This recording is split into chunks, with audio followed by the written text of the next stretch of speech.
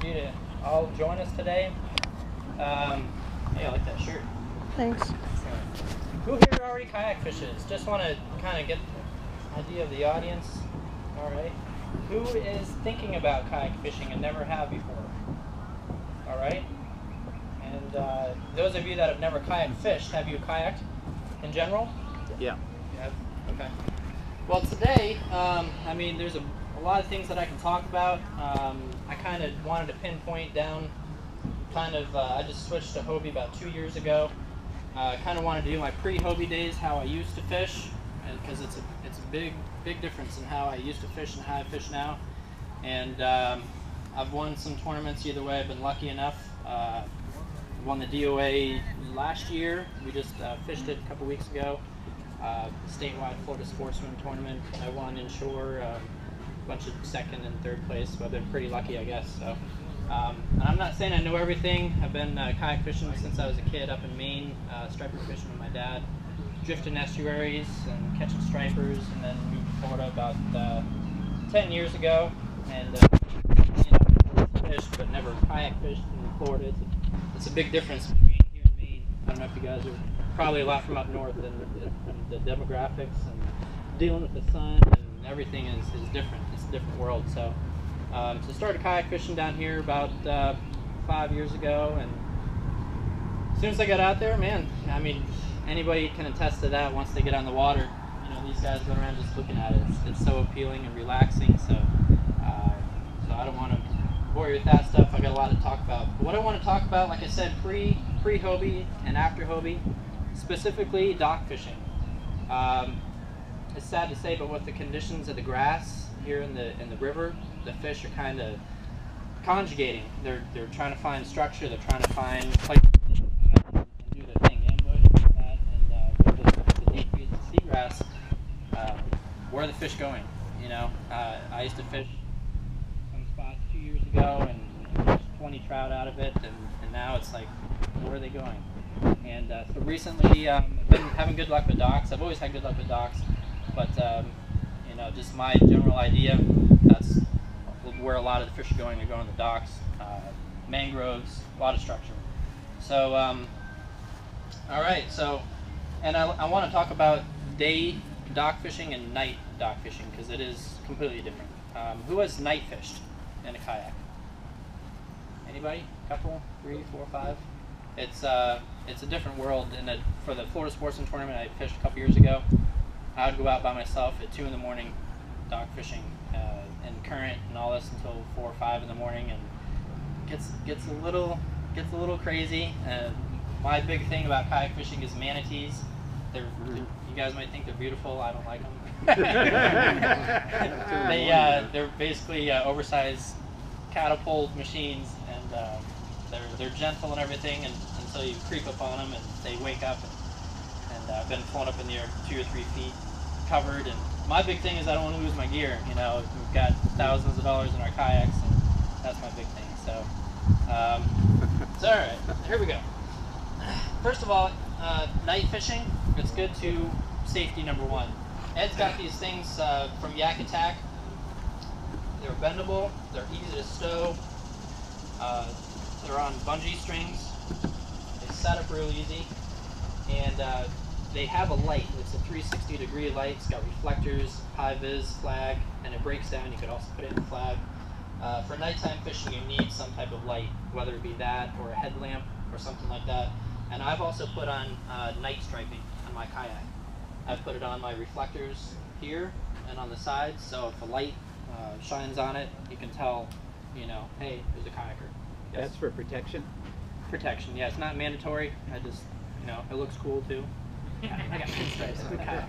That's a bling. But yeah, I've seen people say, wow, I can really see your kayak. And so it's got this too from Yak Attack. So you need those two. Life jacket, that's for kayaking. So pre-Hobie days, we didn't have the barrage drive. One big thing that you want to have for dock fishing is a anchor trolley. Anchor trolley allows you to put your anchor from your bow to your stern, and just a few quick strips, and it's mounted. I don't have it on this because I really don't use it, but it's mounted on the side. Either side you can have two, and it allows you to set up to present your lures in the current more effectively. It allows you to get where you're comfortable in your casting. And it's stainless steel hardware, it's got them too. But they have a little circle clip that you can clip where your line goes in, and like I said, you can adjust it so it goes to your bow and your stern. And that's pretty much mandatory if you, for any kayak, you know, if you don't have the Mirage Drive.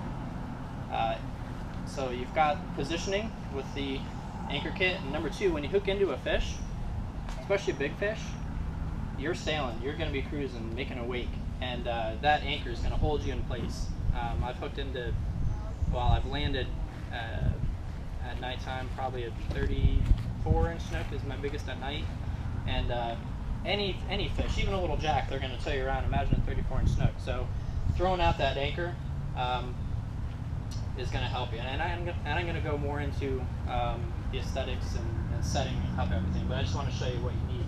Question? Yes. Are you serious? You're saying that fish is going to pull you around with a kayak? Most definitely. Yeah. I've been towed 2 miles with an 80-pound tarpon out in the ocean and back. Just holding on. Seriously? Yeah. A little jack like this will pull you around. Yeah. Okay, so some gear that you might need. Okay, and I'm talking about bigger fish right now. I don't have it with me, but you want a heavy rod. You want like a 4,000 to 5,000 reel. I use 30-pound braid. Big snook, I go to like a 50-pound leader at night. That's just so you can lock it down. You've got your anchor set up, and you can haul in those big snook because they're gonna manhandle you in a kayak. Lighter dock fishing, which we're going to be doing tomorrow night. I'm stoked. I haven't been out in a while. These do fine. And when I'm feeling pretty good, I'll even pull this out. It lights up. Coast Guard proof now. No, the lightest rod and reel setup. Squeak. 2,500 reel to 3,000 I use. Nice light setup you can throw for hours on end. 10 to 15-pound braid. Leader just depends on how picky the fish are at night. I'll usually start out with 30 just because we have a lot of snook around here, and that's primarily a lot that hang around the docks here. And the general size of the snook around here is 18 to 24 inches at nighttime. And so 30-pound, well, you won't really lose a lot of fish. When they start getting really picky, then you can downsize, go to 25, go to 20. I've even heard some people go to 10-pound test. Leader. Yes, sir. Are you using fluorocarbon at night? Yes, I use fluorocarbon 24/7. You feel it makes a difference at nighttime? Yeah, definitely. If you're fishing around dock lights, if you're fishing in just the dark where there's no light reflecting off the line, then you can do mono. But I'm always a fluorocarbon guy. For those of you that don't know, fluorocarbon really cuts down the reflectiveness of the line. Anytime you have like a little nick in your line, that's going to collect light and possibly present it to the fish, and they might spook. So fluorocarbon is virtually invisible when it goes under the water. It's a little more stiffer, more abrasive resistant than mono. So those are the setups that I use here. One really big technique I want to stress to you guys. Who knows what skip casting is? Skip casting. It's like skipping a stone. Yeah.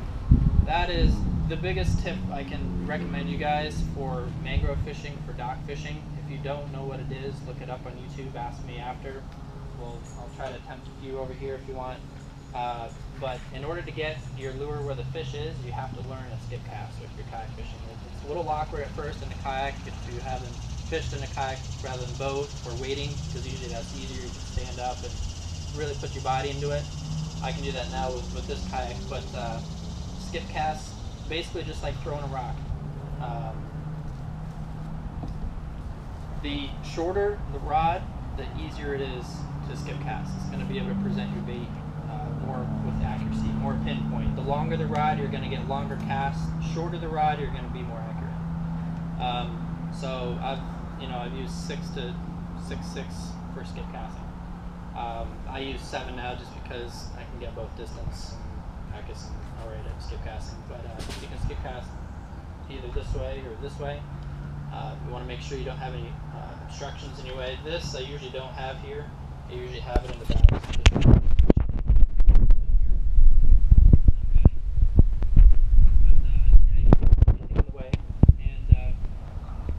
Basically, you want to present your lure. I don't want to sling anyone in the face, so put off. As close to the water as possible. So just like you're skipping a rock, remember as a kid, you'd get down low and you angle your arm this way. You want to present that bait so as close to the water you can, and with a good speed and velocity. So when it hits the water, it's going to just want to skip. Some good baits that I like to use for skip casting. If you look in your bags, you should have some DOA shrimp, I believe. Those are one of my #1 go-to skip casting baits. It's the 3-inch, 1/4 ounce DOA shrimp. Yes, it does have a hook protruding out of it. Yes, it does get hooked up in the mangroves, but with that single hook, probably 1 time out of 5, it really gets stuck to where I have to paddle over and get it unstuck. If it's stuck, just rip it out and it'll come flinging back at you. You gotta dodge the other way. So that's a very good bait to skip. Sometimes you can get 4 to 5, 6 skips out of that thing. And you'll see mangroves, when it gets high tide, they're only this far. The water is here and the mangrove's here, and you're like, what the heck? You can actually skip and put that bait this far into the mangrove. So that would be my #1 go-to bait. Any bait you can get weedless hooks. This one is an owner. It's like a 1/16 or an 1/8 ounce weight on it. It's a twist lock. Holds your bait on really tight, so when you twist it on, say you get hooked up in that mangrove or whatever, you pull it, it's going to stay on. But also you can rig it weedless. Just pinch that point of that hook down in the bait, and it's going to be virtually weedless. So if you do get a wrong skip and it kind of gets wrapped around a piling like that, you're still going to be able to reel it in, and it's not going to get stuck. So anything weedless, wiggly, Logic Lures makes a wiggly jiggly jig head. You can rig that weedless just by pulling the bait up and lock in that top, and that's weedless. Or if you don't want it weedless, you just pull it down. And also it swivels. It's going to give a lot of action to the bait. I like using those. With the DOAs, they, like in the DOA box that we just used for the tournament. This is the tournament box they just gave us. Real quick.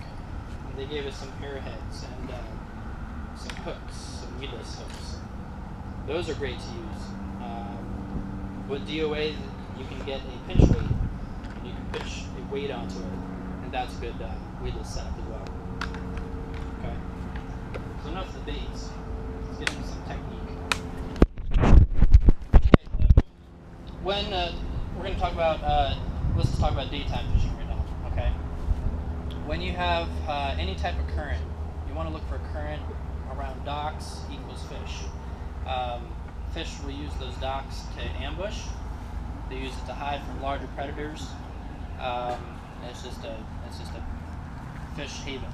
I've waded around docks and just seen redfish, snook, big snook, and then you walk out in the open and where are they at? They're all around the docks. So if you want to look for current, docks, and any type of weeds or grass if possible. So let's just talk about current. You want to be able to, first of all, look for that current, set up your kayak in a way that you're far enough from the dock or mangrove. So when I'm casting, I'll probably set up about from here to where that group of trees are right there, away from the dock. Far enough so I can make my longest cast and not spook the fish, and far enough and close enough to where I still have accuracy. So I can probably put it in the middle of those four trees I should be able to every time. If not, practice. I remember when I first started learning how to skip cast, I was always going to the mangrove. So I was like, oh, how do they do this again? You know, so you got to paddle over, get unstuck. It does take some time. I just started using this paddle here. It's got a little hook remover, so you can follow that line up and then kind of wiggle that bait out of the mangrove or off the dock. A lot of the dock will have dock lines, so you can, you know, somehow manage to get that hook away. Also, I'll use the Yak Attack. This is like one of my most beloved possessions in kayak fishing. I do so much with it, but it's got these grooves. You can also follow that line up to where that lure is stuck in the tree or whatever and get it out. So, I don't know if you guys have noticed, but when you're fishing current, what position do the fish usually face? Into it. Upstream. No matter where you fish, Florida, Maine, Mexico, Japan, probably the fish are always the same. So, what do you, I mean, say if a fish is pointing upstream at you, do you want to get in front of the fish and flip at them? No, they're going to be able to see you, especially on a clear day, you know, clear skies. They're going to see that shadow. You're going to spook them. So you want to work behind the fish. Make a long cast, so you're not even in their vicinity. They can't hear you. So say they're pointing away from you now. I'm behind them. And what I want to do is throw in front of them. And when I've got a dock, I don't throw right under the dock. You want to throw 4, 5, 6, 7, 8, 9 feet in front of the dock, and then you want to work that lure through. If you throw, I mean, you can catch fish by throwing right under the dock, but say you use heavier baits, plastic baits, or even if you do an errant cast, you get a big splash, you're going to spook that fish, especially the snook. Snook are like crazy spook. Redfish, usually you can kind of get on them a little bit, trout a little bit on them, but in my travels, the snook, they see you, boom, they're gone. So again, let's just say how I work this DOA shrimp. A couple different ways. I'll throw it, try to do that skip cast. If that dock is high enough, I can just do a regular sidearm cast. Don't want to do any tall looping casts where that line is just floating in the air, then the wind's going to catch it. You're going to snag every little branch and everything sticking out. Fast snap of the wrist. Really get that lure shooting out of there. You don't want any bows in your line. You know, that's where kayaking gets to be a nightmare. I don't know if you guys have ever experienced, but you get a little loop in that line, and then just you know, let's just say, I mean, you could spend 20 minutes of your fishing day trying to get positioned over there to, you know, and then it just goes crazy. So it's fast, as snappy cast as you can make. So say we get this past the dock. Don't start working it right off the bat. You want to let it go down, and you want to be able to look at your bait, drop it in the water, and see how fast it drops. And if you have like a pole like this, you can see the depth that you're fishing. So that'll give you an idea how long you got to wait for that lure to reach the bottom. And a lot of times that snook, that red, is right on the bottom. They're not going to be on top. So naturally you want to throw, wait. Every time I take somebody fishing, just wait. They want to start, no, just wait. Take a sip of your coffee, power bar, your fruit cup, whatever you're eating. Let it go down. Okay, and then start working it. A couple different ways I'll work this. Pretty much any a jerkbait, a shad, shrimp. Mostly the shrimp though. I'll let it go down and I'll give it a quick snap of the rod. Quick snap. And when I say quick, I don't, you know, a lot of people will start fishing and they'll do this. And with the shrimp, sometimes you can't be aggressive enough. You want to, boom, give it a quick snap. Kind of like you're just like mean. You just want to, what that's going to do, that's going to allow that shrimp to sit on the bottom. And when you snap it, it's going to flutter up and then it's going to float real slow down. And on that drop, 9 times out of 10 is where you're going to get your hit. Okay? So I like to do an aggressive, quick snap. Also, if you have grass around, and say you get grass in that quick snap is going to release that grass. So that's another thing. working, you can kind of hop it off the bottom real slow. But my main point is you want to find your moving current. So now's the time of the year where the shrimp start coming in the river and whatnot. This is great and it's beautiful to watch. Now we're going to switch to nighttime, because a lot of times at night you can see where the fish are. You can see them. It's wonderful. It's awesome. This is my favorite type of fishing, is when you can see the fish, your heart starts pumping, you see where he's facing, you know, like, wow. And then you make your cast and you can present your bait exactly where you want it. And so at nighttime, 9 times out of 10 they're going to be facing up in the current. And at nighttime, a lot of times they're on the top. Okay? So sometimes what I'll do is take that weight out and make it weightless and present it as natural as possible. A lot of times at night they'll get picky and they won't want to hit popping things and flashing things. With shrimp, they're going to, a lot of times these snook are lazy. They're just going to sit there and wait for bait to come at them, and whatever is in their little peripheral vision, you're going to hear them snatch it up. And with that weightless, that's going to allow you to throw it up current, work it out to real slow, and what you're just going to do is just keep that slack line tight. So when that snook hits, you're going to be able to set the hook. Because when you throw it, you're going to have a lot of slack line with that bait coming at you. So in the beginning, you're going to have to reel really quick and just keep reeling slow, the same speed as the current, so that slack line is always tight. And I've had really good success getting snook to hit. You know, my first presentation, snapping and all that, it's not working. Throw it up and just reel it with the current right on top. You can put your rod up to the sky or higher up so it stays on the top. And it was beautiful. This one particular instance, a nice snook like this. I'm watching it, and you just went like that. I'm like, oh, set the hook, and boom, went crazy. And you said, did they pull you around? I had 2 poles behind me, or 2 posts, one there and one there. I'm like, sweet, I'm out of the way. But at the time, I didn't have a Hobie, and the current started pushing me back. I had my paddle in my lap, and fighting this fish, and he started pulling me over here. Got to put my paddle out, blah blah. Long story short, I got him up to the kayak and took a deep breath, and that's when usually they get off and he got off. But I was like, man, that was awesome. And so that's good to use. When the fish are busting on the top at nighttime, if you guys have ever cruised the river, here and you've seen the green light, those seem to be fish magnets. If you see a green light, you want to go fish it. I don't know why. I'm not an expert on the colors and all that stuff, but they love those green lights. And when they're popping on the top, I like to throw poppers. I like to throw Dar spooks. Working on the top, that bite is incredible when they start to hit on the top. If it's really calm out, I'll switch to a not as loud of rattle. I don't want to spook those fish.